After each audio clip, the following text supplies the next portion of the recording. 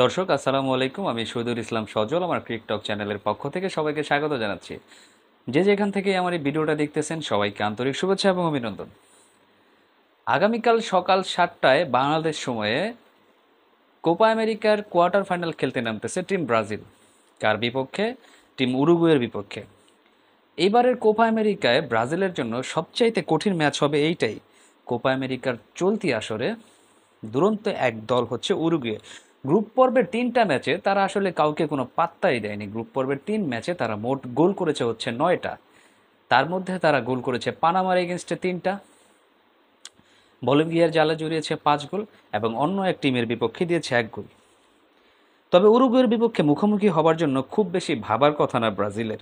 2001 থেকে 2021 সাল পর্যন্ত টানা 12 ম্যাচে উরুগুয়ের বিপক্ষে অপরাজিত ছিল ব্রাজিল। এর মধ্যে 3টা ম্যাচে ড্র করতে পেরেছে উরুগুয়ে, আর বাকি সবকটাতেই তাদের হারের স্বাদ নিতে হয়েছে।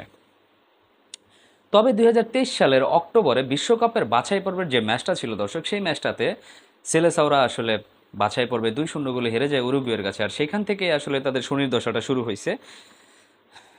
কোপা আমেরিকার চলতি আসরেও নিজেদের ঠিকমতো মেলে ধরতে পারতেছে না সেলেসাওরা।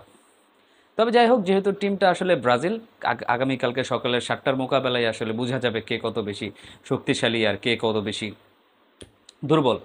তো ব্রাজিল টিমের যে সবচেয়ে মূল যে সমস্যাটা, প্রবলেমটা ফেস করতে হচ্ছে, সেটা হচ্ছে ভিনিসিয়াস জুনিয়রকে নিয়ে। ভিনিসিয়াস জুনিয়র, যিনি রিয়াল মাদ্রিদের তারকা খেলোয়াড়, যে কিনা ব্যালন ডিওর জেতার পথে অনেক ধাপ এগিয়ে আছেন। হয়ে যেতে পারেন ব্যালন ডিওর সেরা খেলোয়াড়টা তিনিই হয়ে যেতে পারেন। এই Vinicius junior back to back 2 ম্যাচে ইয়েলো কার্ড পাওয়ার পরে তাকে আসলে পরবর্তী ম্যাচটা আর খেলতে দেওয়া হচ্ছে না, মানে সে খেলতে পারবে না ফিফা নিয়ম অনুযায়ী। কারণ আমরা জানি ব্যাক টু ব্যাক 2টা ইয়েলো কার্ড পাইলে পরেরটা এমনিতেই রেড কার্ড হয়ে যায়।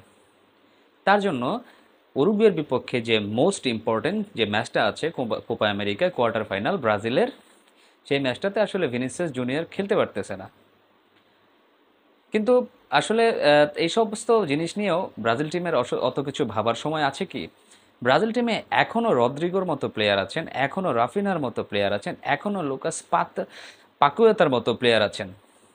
চাইলে এনরিকেকেও খেলায় দিতে পারে, যিনি কিনা ব্রাজিলের নতুন সেন্সেশন, যার মধ্যে ব্রাজিল টিম দেখতেছে ভবিষ্যৎ নেইমার, ভবিষ্যৎ রোনালদো, ভবিষ্যৎ আরও যাদের কথাই বলেন না কেন তাদেরকে দেখতেছে। চাইলে ব্রাজিল যদি চাইলে এনরিকেকে প্রথম থেকেই খেলিয়ে দিতে পারে উরুগুয়ের বিপক্ষে। কে জানে, সুই হয়ে ঢুকে যদি ফাল হয়ে বের হয় এনরিকে, তাহলে হয়তো উরুগুয়ে খুব সহজেই ম্যাচটা হেরে যেতে পারে। এত লক্ষ লক্ষ ব্রাজিলিয়ান ফ্যান আছে, তারা সকাল 7টায় টিভিতে চোখ রাখবে ব্রাজিল আসলে জিতবে না হারবে সেটা জানার জন্য। তো দর্শক, আপনাদের কি মনে হয় ব্রাজিলিয়ান টিম কি করতে পারে বা কি করা উচিত? উরুগুয়েকে হারানোর জন্য ব্রাজিলের কোন কোন স্ট্র্যাটেজিটা অবলম্বন করা উচিত, সেটা অবশ্যই আমাকে কমেন্টস করে জানাবেন। তবে ইতিমধ্যে রাফিনহা যেটা বলেছেন, রাফিনহা বলেছেন যে আপনার ব্রাজিল ঠিক ধরনের প্ল্যানিংয়ে এগোচ্ছে। তারা যেই লাইনটাতে আছে তার কাছে মনে হয় যেন তারা সঠিক একটা রুটেই তারা আগাচ্ছে। তবে উরুগুয়ের বিপক্ষে জেতার জন্য তাদের সেরাটা দিয়ে খেলতে হবে। অন্যদিকে তিনি কথাটাই বলেছেন যে কলম্বিয়ার সাথে যে ড্রটা তারা করেছেন লাস্ট ম্যাচে গ্রুপ স্টেজের, সেটা আসলে দুর্ভাগ্যজনক ছিল, যে কারণে আসলে তারা সহজ প্রতিপক্ষ পায়নি। তো যাই হোক, এই সমস্ত নিয়ে চিন্তা করার সময় আসলে ব্রাজিলের কাছে নাই। ব্রাজিল এরকম একটা টিম, তাদের নিজেদের সেরাদের দিনে যে কোনো টিমকে হারিয়ে দিতে পারে। ভুলে গেলে চলবে না, ব্রাজিল কিন্তু আসলে 5বারের চ্যাম্পিয়ন। তো চ্যাম্পিয়ন টিমদের সামনে যে টিমই আসুক না কেন, তাদেরকে অনেক ভেবেচিন্তেই খেলতে হবে। প্রেসারে যদিও ব্রাজিল থাকবে, তারপরেও টিম যেহেতু ব্রাজিল, ভালো একটা কিছু আশা করা যায়। সবাই ভালো থাকবেন, সুস্থ থাকবেন। আসসালামু আলাইকুম।